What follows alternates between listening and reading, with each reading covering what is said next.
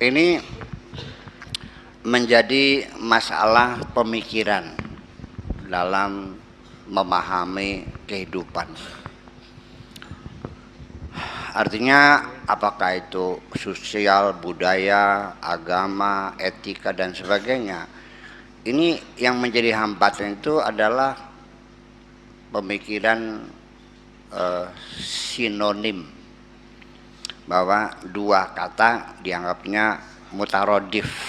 Ini namanya al-aqdut tarodufi, akal taroduf, akal sinonim.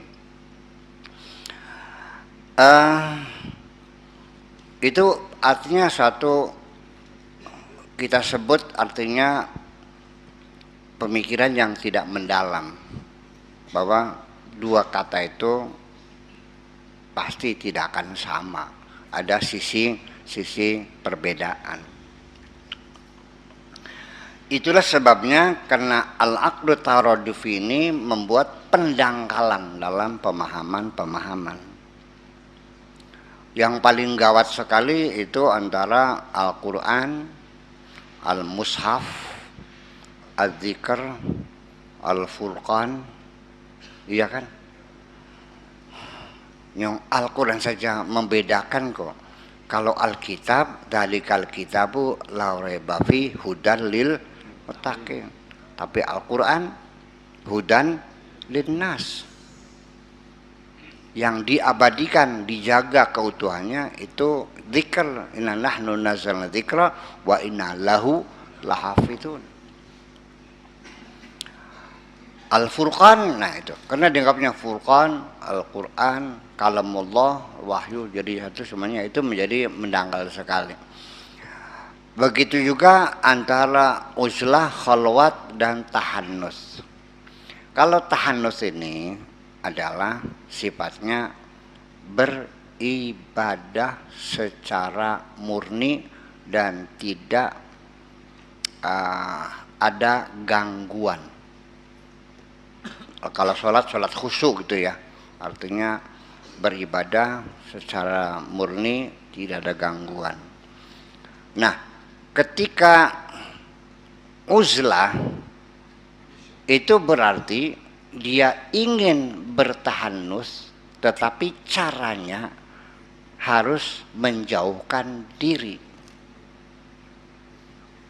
dari keramaian ini. Ya kan begitu? Di tempat yang jauh, artinya ke kampung, ke gunung, ke tempat yang ini. Kalau khalwat itu tidak mesti menjauh, tetapi yang penting ada tempat yang sepi. Jadi di dalam kamar pun disebut khalwah. Kalau uzlah ya keluar rumah, itu bedanya. Oke? Kenapa seperti semacam itu? Ini memang diperlukan karena orang sendiri itu baru muncul kecerdasannya ketika dia sendirian. Kalau sedang di tengah banyak orang, dia akan turun kecerdasannya dengan kecerdasan standar. Profesor, doktor, di tengah orang goblok jadi goblok. Begitu ada seseorang ngelempar gereja sambil takbir, dia pun ikut takbir juga, Allahu Akbar, ikut ngelemparin juga. Kemana profesornya nih? Jelas bahwa kebodohan itu penyakit menular.